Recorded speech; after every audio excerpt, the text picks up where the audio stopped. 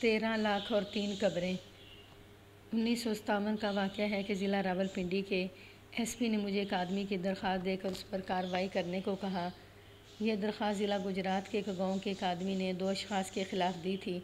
ये दोनों सगे भाई थे और खुशहाल ज़िम्मेदार थे।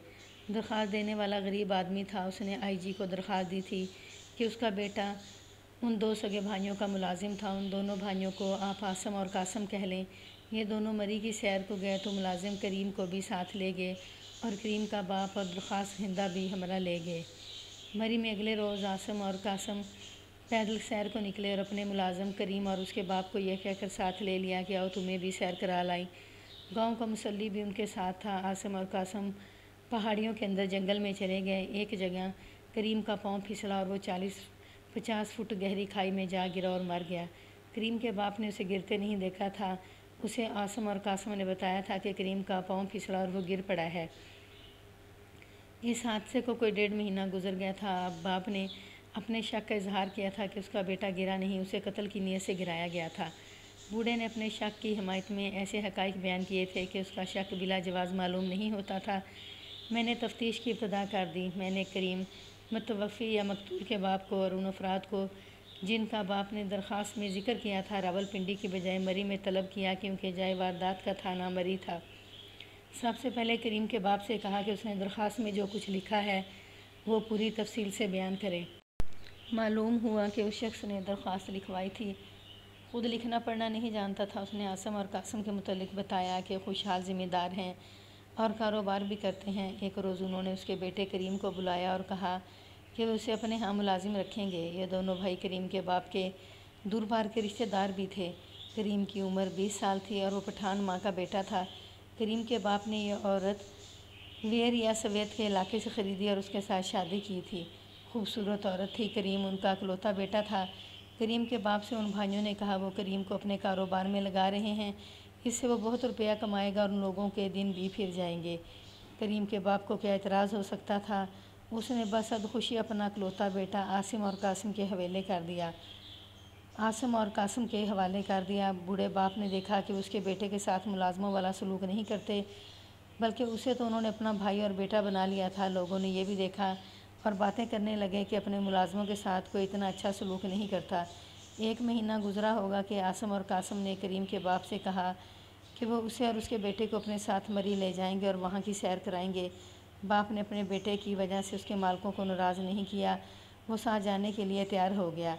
यह पार्टी जब मरी के लिए रवाना हुई तो करीम के बाप ने देखा कि गांव का मुसल्ली भी उनके साथ जा रहा था। गरीब और अनपढ़ बाप ये समझा कि ये अमीर लोग हैं, सैर सपाटे के लिए जा रहे हैं, इसलिए नौकरों चाकरों को अपनी सहूलत के लिए साथ ले जा रहे हैं।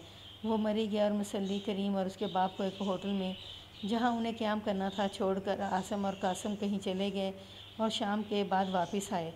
दूसरे दिन भाइयों ने करीम के बाप से कहा कि चलो तुम तीनों को भी सैर करा लाएं। चुनाचे ये पूरी पार्टी सैर को निकल गई। दोनों भाइयों ने शहर से थोड़ी दूर ले गए और आगे जाकर एक कच्चे रास्ते पर हो लिए जो पहाड़ियों और जंगल में से गुजरता था। उस रास्ते पर जाते जाते बड़े भाई आसिम ने करीम के बाप को अपने साथ रखा और छोटा भाई कासम करीम और मुसल्ली के साथ आगे निकल गया। इस दौरान में उनकी बड़ी अच्छी गपशप चलती रही। आगे जाकर ये रास्ता इतना ज़्यादा मुड़ता था कि मोड़ से आगे कुछ नज़र नहीं आता था। करीम, कासम और मुसल्ली मोड़ मुड़ गए और पीछे वालों की नज़रों से ओझल हो गए। आसम और करीम का बाप अभी तक मोड़ नहीं पहुँचे थे कि कासम और मुसल्ली दौड़ते हुए वापस आए और घबराई हुई आवाज़ में कहने लगे कि मोड़ के साथ ही गहरी खाई है। करीम का पाँव फिसल गया और वो खाई में गिर पड़ा है। आसम से कासम ने कहा कि दौड़ कर जाओ और डॉक्टर को यहीं ले आओ, वरना करीम को डॉक्टर तक ले जाते मालूम नहीं क्या हो जाए। आसम करीम के बाप को साथ शहर लेकर दौड़ा और सिविल अस्पताल जा पहुंचा। डॉक्टर उनके साथ आ गया। एक चट्टान से नीचे उतरकर खाई की तह तक पहुंचा जा सकता था। नीचे गए। करीम लहू लुहान पड़ा था, उसकी खोपड़ी खुल गई थी। डॉक्टर ने उसे देखकर कहा कि ये तो मर चुका है, बेहतर होगा कि इस हादसे की इतला मरी थाने में दे दें, वरना पुलिस कोई मुश्किल पैदा कर देगी।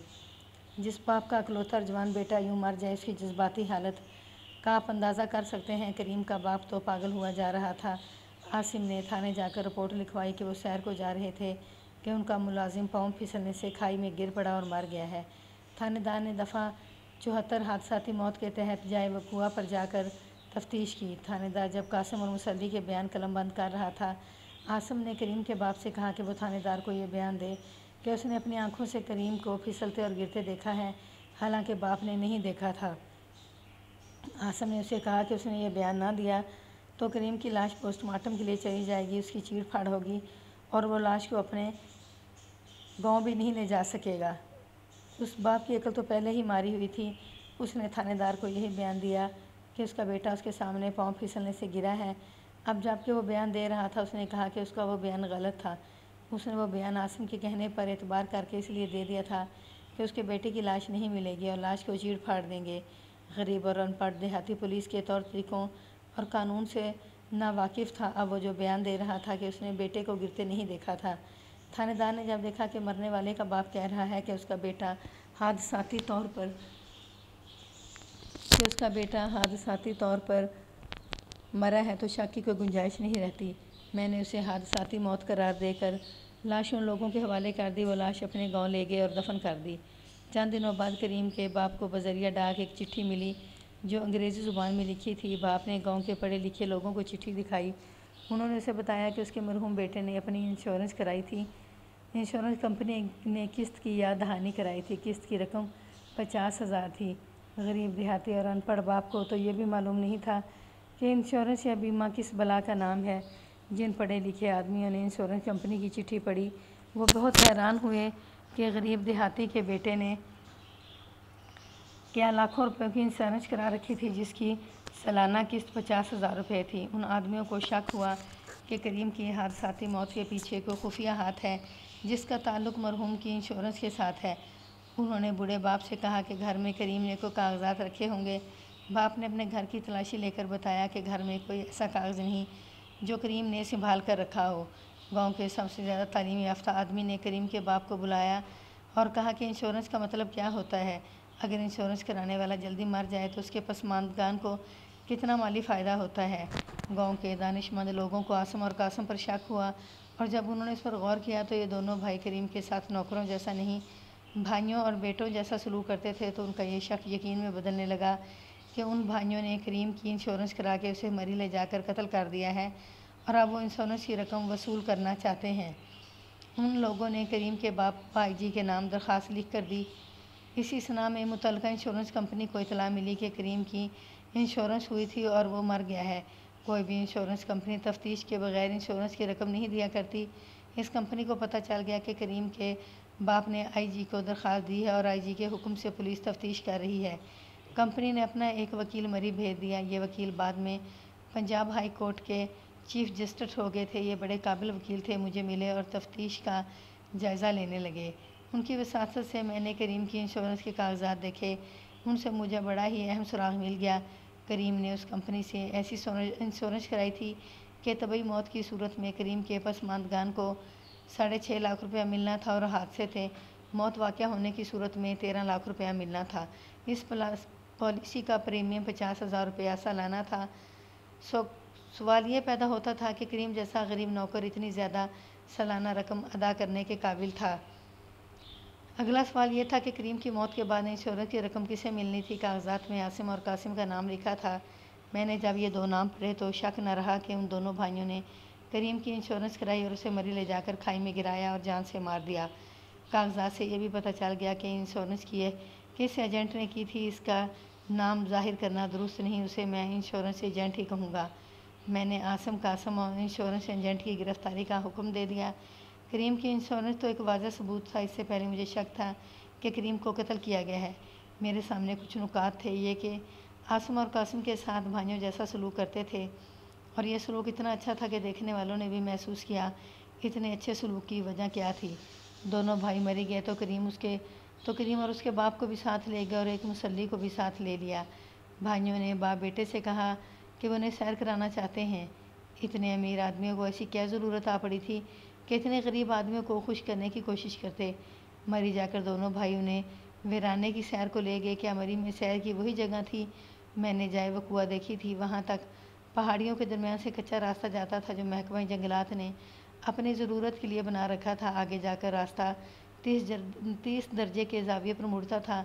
موڑ کھائی کے اوپر تھا وہاں راستہ اتنا تنگ تھا کہ ذرا سی بھی بے احتیاطی کھائی میں گرا سکتی تھی۔ یہ جگہ کسی بھی لحاظ سے سیر کے لیے موزوں نہیں تھی۔ جگہ خوبصورت نہیں تھی، وہاں کوئی آبشار نہیں تھی، وہاں تک سیر کے لیے کوئی بھی نہیں جاتا ہوگا۔ وہ ادھر کو ہی سیر کو گئے، ادھر مسلی کو بھی ساتھ لے گئے۔ مسلی کی کیا ضرورت تھی؟ اس ضرورت کو پولیس اچھی طرح سمجھتی ہے۔ کرائے کے قاتل عموماً مسلی ہوا کرتے ہیں۔ لاشوں کے اعضاء کاٹنے اور انہیں غائب کرنے کا کام بھی مسلی کیا کرتے ہیں۔ اگر عاصم اور قاسم کو سیر میں بھی نوکروں کو ساتھ رکھنے کی ضرورت تھی تو کریم اور اس کا باپ کافی تھے۔ یہ نکتہ قابل غور تھا کہ اس کچے راستے پر جاتے قاسم، کریم اور مسلی آگے نکل گئے اور عاصم اور کریم کا باپ پیچھے رہ گئے۔ آگے والے تینوں آدمی مڑ گئے اور نظروں سے اوجھل ہو گئے۔ ذرا ہی دیر بعد مسلی نے بتایا کہ کریم کھائی میں گر پڑا ہے۔ میرے لیے سمجھنا مشکل نہ تھا کہ کریم کو کھائی میں گرانے کے لیے آگے لے جایا گیا تھا۔ میں نے وہ کھائی دیکھی تھی۔ کھائی کی گہرائی کم و بیش 50 فٹ تھی اور نیچے چٹان تھی جس پر گر کر زندہ رہنا ناممکن تھا۔ عاصم، قاسم اور مسلی انشورنس ایجنٹ گرفتار ہو چکے تھے۔ میں انہیں جائے وقوع پر لے گیا اور انہیں کہا کہ اس راستے پر جس طرح چل کر خطرناک موڑ پر پہنچے تھے اسی طرح چلیں اور جہاں سے وہ آگے پیچھے ہوئے تھے ویسے ہی ہو کر دکھائیں۔ میں جو کارروائی کر رہا تھا اسے ریکنسٹرکشن آف کرائم کہتے ہیں، یعنی واردات کرا کر دیکھنا کہ کس طرح ارتکاب کیا گیا ہے۔ آگے جا کر قاسم اور مسلی آگے ہو گئے۔ میں ان کے ساتھ موڑ تک گیا، گھوم کر دیکھا، مجھے عاصم اور کریم کا باپ نظر نہیں آ رہے تھے۔ میرے پوچھنے پر قاسم نے بتایا کہ یہاں کریم کا پاؤں چادر میں اٹک گیا تھا جس سے وہ کھائی میں جا پڑا۔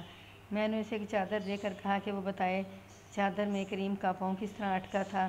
قاسم نے اداکاری کی بہت کوشش کی مگر وہ ایک ڈی ایس پی کو جس کا پالا سینکڑوں قاتلوں اور مجرموں کے ساتھ پڑ چکا تھا چکمہ نہ دے سکا۔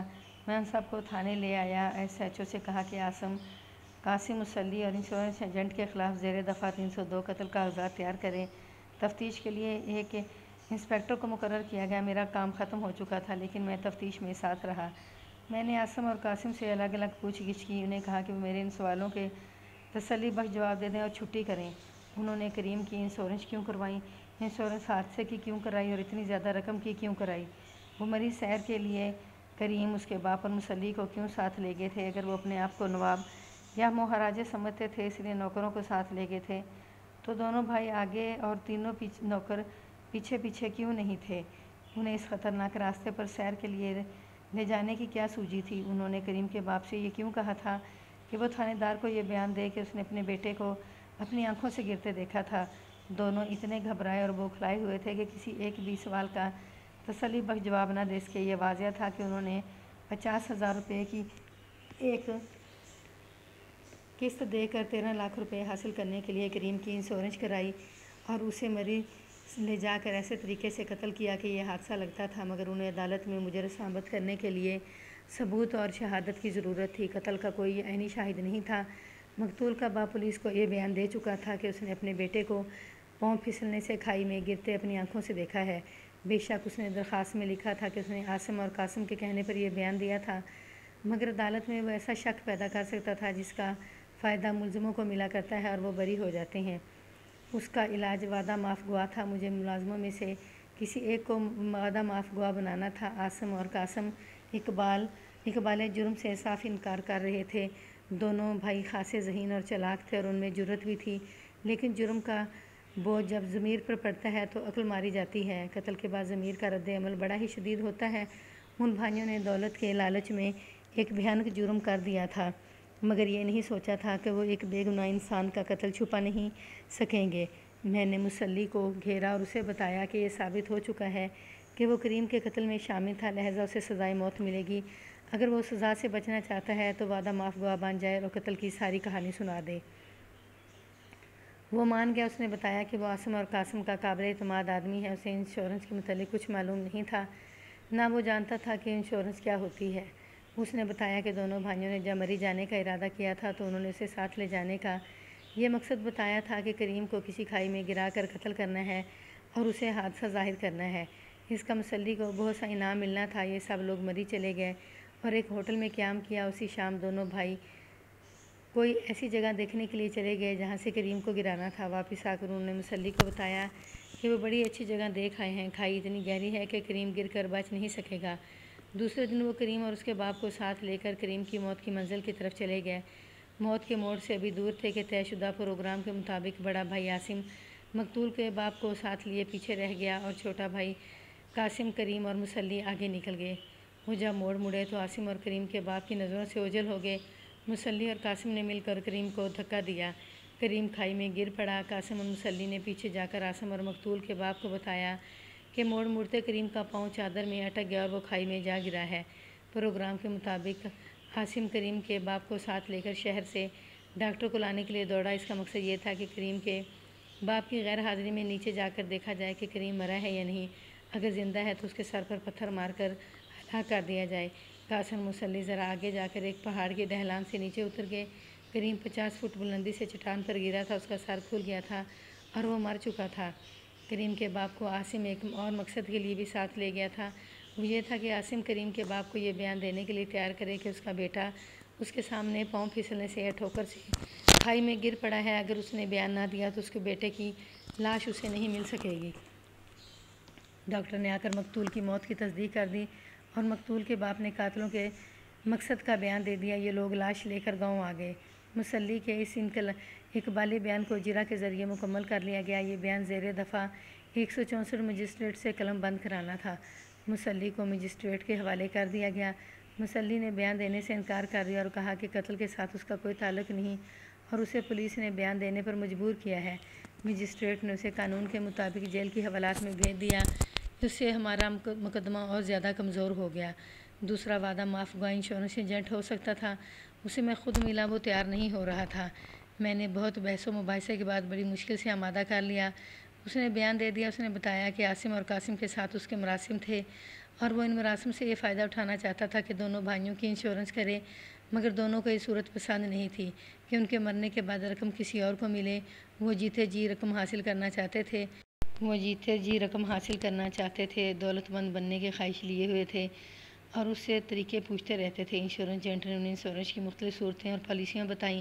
ان میں ایک یہ تھی کہ کسی کی انشورنس کرائیں اور اگر حادثے میں مر جائے تو انہیں دگنی رقم مل جائے گی۔ انشورنس میں وہ اپنا نام دیں کہ حادثے میں موت کے بعد رقم ان بھائیوں کو ملے۔ چنانچہ طے پایا کہ وہ یہ پالیسی لے لیں گے۔ اس کے لیے انہوں نے ایک غریب آدمی کے بیٹے مقتول کو منتخب کیا اور اسے ملازم رکھ کر اس کے نام کی پالیسی لے لی، جس کی شرائط یہ تھی کہ سالانہ قسط 50,000 روپیہ ہوگی۔ اگر طبعی موت ہو تو انہیں 6.5 لاکھ روپیہ ملے گا اور اگر حادثے میں موت واقع ہو جائے تو اس رقم سے دگنی یعنی 13 لاکھ رقم ہوگی۔ کریم اور اس کے باپ کو انشورنس سے بے خبر رکھا گیا۔ انہوں نے پہلی قسط تو دے دی لیکن دوسری قسط بچانے اور 13 لاکھ روپیہ حاصل کرنے کے لیے کریم کو جلد ہی ختم کرنے کا پروگرام بنا لیا۔ اس مقصد کے لیے وہ اسے اور اس کے باپ کو مری لے گئے۔ انشورنس ایجنٹ ان کے ساتھ نہیں تھا۔ وہ مری سے کریم کی لاش لائے اور انشورنس کمپنی کو اطلاع دے کر کہ کریم حادثے میں مر گیا ہے، لہذا اس کی انشورنس رقم ادا کی جائے۔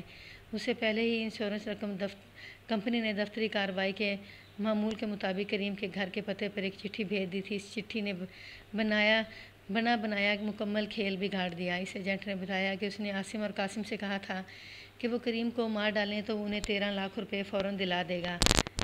اس میں سے اس نے اپنا حصہ طے کر لیا تھا مگر پولیس نے مہلت نہ دی۔ انشورنس ایجنٹ کے متعلق میں نے مخبروں اور دیگر ذرائع سے جو معلومات حاصل کی ان کے مطابق یہ شخص خاصا چالاک اور ذہین تھا۔ اس نے اپنے آپ میں ایک اور کشش بھی پیدا کر رکھی تھی۔ ایک خوبصورت اور تیز ترار لڑکی تھی۔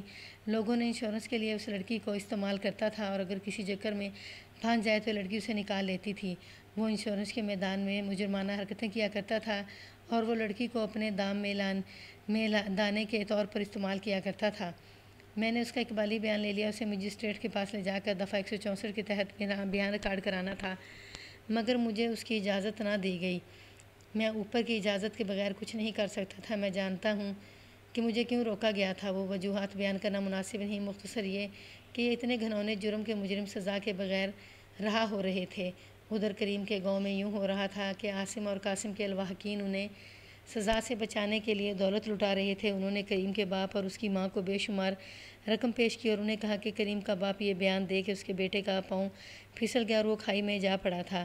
مجھے بتایا گیا کہ کریم کی پٹھان ماں نے بہت بڑی رقم ٹھکرا دی اور پتہ چلا کہ میں ان دونوں بھائیوں کی قبریں اپنے بیٹے کی قبر کے ساتھ بنواؤں گی۔ اس کا رونا اور اس کے بین کسی سے برداشت نہیں ہوتے تھے۔ کوشش میری بھی یہی تھی کہ دونوں بھائیوں کو میں وہیں پہنچا دوں جہاں انہوں نے ایک ماں کے بیٹے کو پہنچا دیا ہے، مگر میرے راستے میں کانٹے بکھیر دیے گئے۔ مجھے خطرہ نظر آ رہا تھا کہ وعدہ معاف گواہ کے بغیر مقدمہ عدالت میں گیا تو ناکام ہو جائے گا۔ میرے پاس صرف قرائن کی شہادت تھی۔ صفائی کے قابل وکیل ایسی شہادت کو بیکار قرار دیا کرتے ہیں۔ مجھے خدا پر بھروسہ تھا۔ میں نے مقدمہ تیار کر کے چلان عدالت میں پیش کرا دیا۔ میرے پاس سب سے زیادہ مضبوط نقطہ یہ تھا کہ اتنے امیر آدمیوں نے اتنے غریب آدمی کی انشورنس کرائی اور پالیسی وہ لی جس میں حادثے سے موت کی صورت میں رقم دگنی ملتی ہے۔ انشورنس کرانے کے تھوڑا ہی عرصہ بعد متعلقہ آدمی حادثے کا شکار ہو گیا تھا۔ پتہ چلا کہ رقم وصول کرنے والے دونوں بھائی خود ہی تھے۔ یہ راولپنڈی سیشن کورٹ کا بڑا مشہور مقدمہ ہے۔ میں نے پبلک پراسیکیوٹر کی بڑی محنت سے تیار کیا، اسے بڑے کام کے نقطے بتائے تھے، مگر صفائی کا وکیل معمولی نہیں تھا۔ مقدمہ چلتا رہا۔ آخر سیشن جج نے چھوٹے بھائی قاسم کو سزائے موت سنا دی۔ بڑے بھائی عاصم کو اس شک کا فائدہ دے کر بری کر دیا کہ وہ مقتول کے ساتھ نہیں تھا۔ مسلی کو اس بنا پر بری کر دیا گیا کہ قتل میں اس کا ہاتھ نہیں تھا، نہ اس کا کوئی مفاد تھا۔ انشورنس ایجنٹ کو بھی بری کر دیا گیا کیونکہ اس کے خلاف احانتِ جرم کا کوئی ثبوت نہ تھا۔ قاسم کی سزا کے خلاف عاصم نے ہائی کورٹ میں اپیل دائر کی۔ اس کے ساتھ ہی سرکار حکومت کی طرف سے بھی اپیل دائر کر دی گئی کہ باقی ملزموں کو بھی سزا ملنی چاہیے۔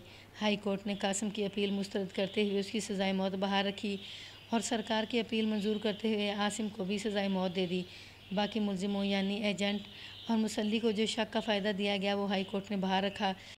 دونوں بھائیوں نے سپریم کورٹ میں اپیل دائر کی، لیکن سپریم کورٹ نے اپیل مسترد کر دی اور ایک صبح دونوں بھائیوں کو پھانسی دے دی گئی۔